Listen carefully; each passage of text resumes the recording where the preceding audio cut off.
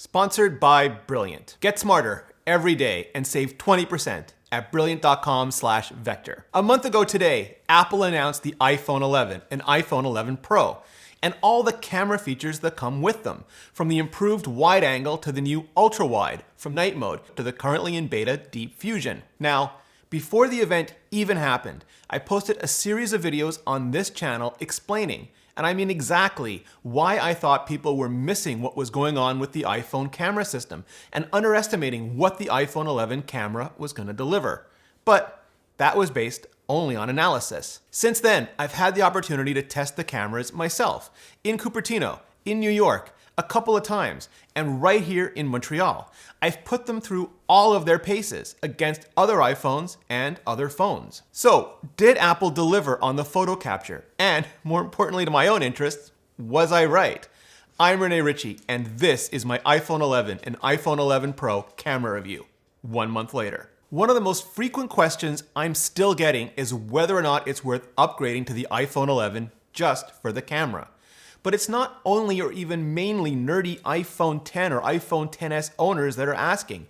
It's people going all the way back, all of our friends and family members, trying to decide if it's worth it to upgrade now or just hold on for another year. So let's focus for a minute on still photography. I'll do a follow-up on video, and sure, selfies if you want, and look at what all those cameras can do.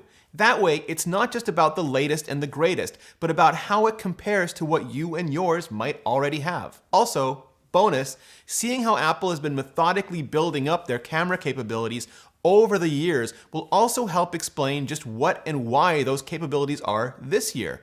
And to help keep things manageable in scope and fair on the software side, I'm going to limit it to iPhones that can run iOS 13, which is every iPhone since 2015. To save time, I'm going to shoot all the samples while we chat. Cool? Cool. The iPhone 6s was Apple's first 12-megapixel camera, though it kept the same f2.2 aperture as the 6. With the 50% increase in pixels came a 50% increase in focus pixels, which is Apple's name for phase detection autofocus. That same bigger camera was packed into the smaller iPhone SE as well. iPhone 7 brought the effective 28mm wide-angle aperture to f1.8, letting in 50% more light. They also made the sensor 60% faster, and to maintain edge-to-edge sharpness, Apple added a sixth curved element to the lens system. The complete imaging pipeline from capture to management to display was bumped up from sRGB to the wider DCI P3 gamut. The Plus version also added a second, effective 56mm telephoto lens to the system, also 12 megapixels, but f2.8 and with no optical stabilization. Apple fused the two cameras to not only pull better image data for every photo, but to provide 2 times optical zoom and computational portrait mode on the telephoto. I remember walking across the Brooklyn Bridge with it well after midnight, for the first time letting me get photos I just couldn't have gotten with an iPhone before. The iPhone 8 got a new, larger, faster sensor with deeper pixels to take in 83% more light, with wider and more saturated color and less noise.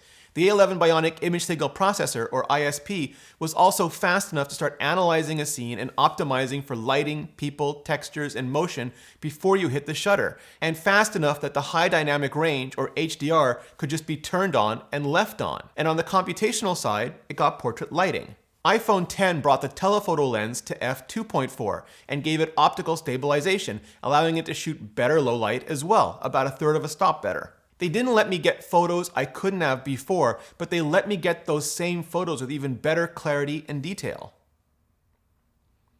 The iPhone XS wide angle was both bigger to drink in more light and deeper again to prevent even more crosstalk. It also tied the ISP to the neural engine, so it could do things like facial landmarking and better masking. It also introduced Smart HDR, which buffered 4 frames to give you both zero shutter lag and the ability to better isolate motion. It also interleaved 4 underexposed shots to preserve highlights and a long exposure at the end to pull even more detail from shadows and fuse them all together at the pixel level to get the best single image possible. Apple also added new virtual lens models to properly simulate real bokeh and added depth control so you could alter the virtual aperture to get just exactly the look you wanted. This time, they could let me get photos I couldn't have even imagined, sometimes really cool, but sometimes exposing shadows and rendering skin in ways that I didn't really want. And that brings us all the way to the iPhone 11. It bolsters the wide angle with yet another bigger sensor for better light sensitivity and 100% focus pixels. A new, effective 13mm 120-degree ultra-wide angle has also been added to the mix. The telephoto has been brought to f2.0 so it can capture 40% more light there as well. As has a new night mode and a new technology called Deep Fusion, currently in beta. The ultra-wide angle doesn't have any focus pixels or optical stabilization and is 5-element instead of 6 elements, so there are limits to what it can do, but it can provide depth data allowing for real portrait mode on the 11 and portrait mode on both the wide angle and telephoto on the 11 Pro. There's a new virtual lens model for the wide angle to better match our expectations rather than just physical calculations, and high-key mono for portrait lighting. Also, semantic rendering so it can better understand what's in a scene and what to do with it, and multi-scale tone mapping to make smart HDR even smarter, especially when it comes to skin. Up to 3 cameras, telephoto, wide angle, and ultra wide angle, and 3 different capture methods, Smart HDR, Deep Fusion, and Night Mode, can make the iPhone 11 camera system sound just, well, complicated. But the way Apple has implemented it just wipes a lot of that complexity completely away. The basic idea is you shouldn't have to worry or even think about any of it. You should just be able to whip out your camera, take a photo, and get the best damn photo possible, regardless of what it is or what the conditions are like when you take it. That's the holy grail here. But I know a lot of people, especially people into tech and into cameras, can't just relax and take that photo without knowing exactly what's happening under the hood first. So let's break it all down. Now, I covered all the basics of the new cameras and the new interface in my original iPhone 11 reviews, so I won't recapitulate all of that here. Suffice it to say, Apple fuses the cameras together at the factory and continually updates all of them, all the time when you're taking a photo, so that you can switch between them with pretty damn remarkable consistency. It just looks like you're hitting the zoom out for the ultra wide or zoom in for the telephoto, but internally, Apple's fusing everything together and sharing all the data, so when you do, the experience is smooth and not jarring, and the exposure, white balance, everything stays the same. Again, it's the difference between shipping chipsets and feature sets. The capture methods are both simpler in use but also much more complex behind the scenes. Because the iPhone is always buffering images ahead of time, it can gather image data from them and figure out the best way to shoot under any given conditions. Smart HDR is used for effects like portrait mode, but also all images on the ultra-wide camera, bright images on the wide angle, and the very brightest images on the telephoto, like outside, in the middle of the day, where the dynamic range can be high, and handling harsh contrast and preserving and pulling maximum detail from highlights and shadows is paramount. Now in its second generation, it's been machine learned to recognize people and process them as people to maintain the best highlight, shadows, and skin tones possible. Deep Fusion, currently in beta, is used for mid to low light images, like when you're inside. The process is smarter than smart. It takes 4 standard exposures and 4 short exposures before capture, and then a long exposure at capture.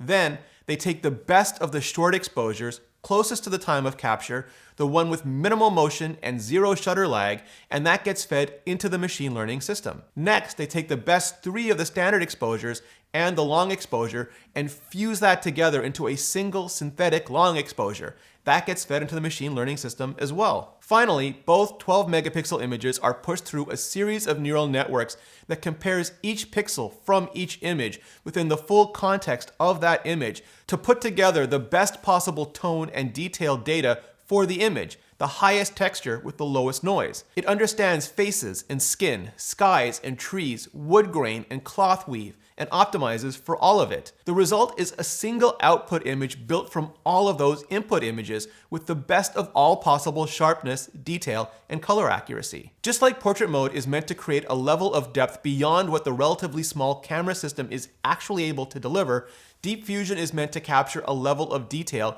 that normally requires big glass and a big sensor, but using big compute instead. Night mode kicks on at below 10 lux on the wide angle. On the hardware side, it uses the wide aperture lens and those 100% focus pixels to drink in as much light as absolutely possible. On the silicon side, it uses adaptive bracketing, again based on what it determines from the preview.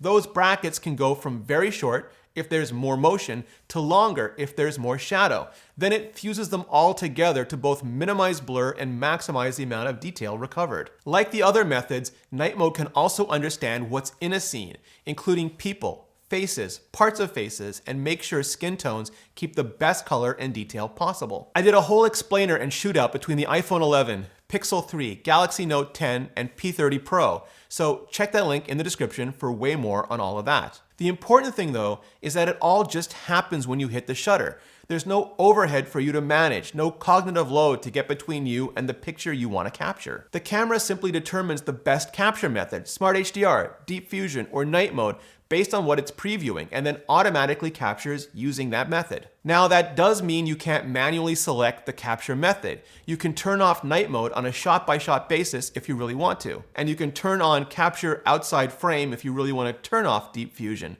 But otherwise, the camera is just gonna camera. For portrait mode or panoramas, those are far less time sensitive and far more deliberate choices, so it makes sense to have you choose them. Otherwise, Apple wants you to be able to pull your iPhone from out of your pocket or up off the table and just take a shot without having to lose time thinking about which mode to use or switching between modes and then potentially losing the shot. It's all built on the hardware, software, and silicon Apple has been delivering so methodically year after year, using what's come before to push even further forward. If you look at the evolution from the iPhone 6s going to 12 megapixels, the iPhone 7 Plus going to f1.8, DCI-P3, and adding the telephoto for zoom and portrait mode, the iPhone 8 adding computer vision and the neural engine, and the iPhone 10 improving the telephoto, and both adding portrait lighting, the iPhone XR and iPhone XS adding Smart HDR and depth control. Now, when you look at them compared to the iPhone 11, for shots outside and inside, regular and low light, landscapes and macros, portrait mode and night mode, there are a couple of big leaps forward, but also a lot of tiny little steps in between. What's most impressive to me, where you can really see all of that investment pay off in everything from color science to management, is when camera angles and capture methods are changing, how little everything else actually changes with them.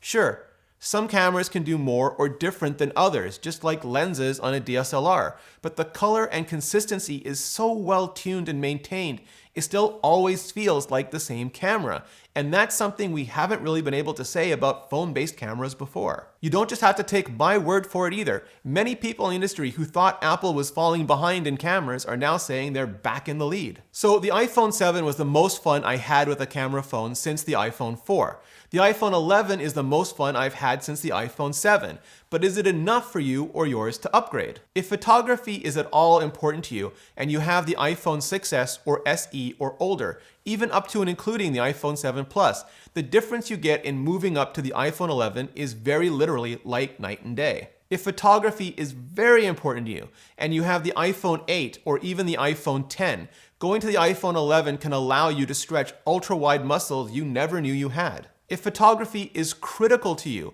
and especially if you didn't like some of the choices Apple made with the iPhone XR or XS Smart HDR, then not only is the iPhone 11 smarter with the HDR, but Deep Fusion and night mode will knock your socks off. And I won't say I told people so, or even that I informed them thusly in those videos leading up to the iPhone 11 announcement, but I do love that if you subscribe to this channel and watch those videos, you had all of this information and analysis pretty much before anybody else. And best of all, I love that the actual results are proving all of that out. 1 month later, it's good to see Apple delivering on all that investment and all that promise, and in a way that's as reliable as it is consistent and quality, which is also something that many other camera phones often still can't say. Now, if you want to get involved in technology like this, check out Brilliant. Brilliant is a problem-solving website that uses a hands-on approach with storytelling, code writing, interactive challenges, and so much more. There are over 50 interactive courses for you to dive into, including brand new interactive content that makes solving puzzles and challenges even more fun and hands-on. For example, from the logic course, if Gusto is not in the center, Jimmy is not on the left, and Buffy is not on the right, what order are they in? All the courses are built for ambitious and curious people who want to better understand the world and help shape it. To support Vector and get unlimited access to Brilliant's courses and daily challenges, just head on over to brilliant.org/vector and get 20% off their annual premium subscription. Thanks, Brilliant, and thanks to all of you for supporting the show. So, that's my iPhone 11 camera review 1 month later. Now I want to hear from you. Hit like if you do, hit subscribe if you haven't already, deep fuse that bell gizmo so YouTube will actually let you know when the next show goes live, and then hit up the comments and let me know. What do you think of the iPhone 11 cameras? Still waiting to see? Enough to make you want to upgrade, or have you already upgraded? Thanks for watching, and see you next video.